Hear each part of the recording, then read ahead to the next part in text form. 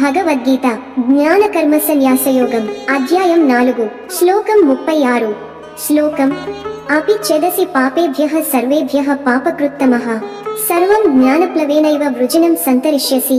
అనువాదం: నీవు పాపకార్యాలలో అత్యంత దుర్మార్గుడివైన జ్ఞానరూపమైన పడవ ద్వారా అన్ని పాపబంధనాలను దాటిపోతావు.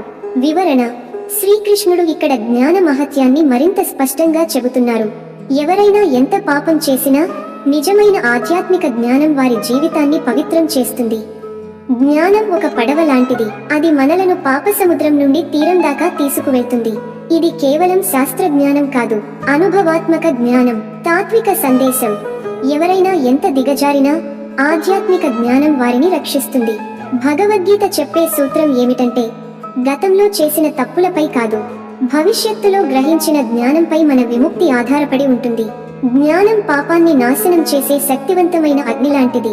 ఉదాహరణ: ఒక పెద్ద నదిలో పడవ లేకుండా ఈదితే మునిగిపోతాం, కానీ పడవలో కూర్చుంటే సురక్షితంగా మరో తీరం చేరతాం.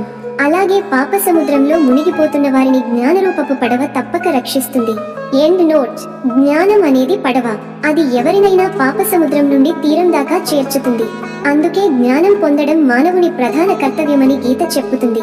ఓం శాంతి శాంతి శాంతి. లైక్ చేయండి. ఈ తాత్విక సందేశాన్ని మీ మిత్రులతో షేర్ చేసుకోండి. తదుపరి శ్లోకానికి ఛానల్ సబ్స్క్రైబ్ చేయండి. ధన్యవాదములు. జై శ్రీకృష్ణ.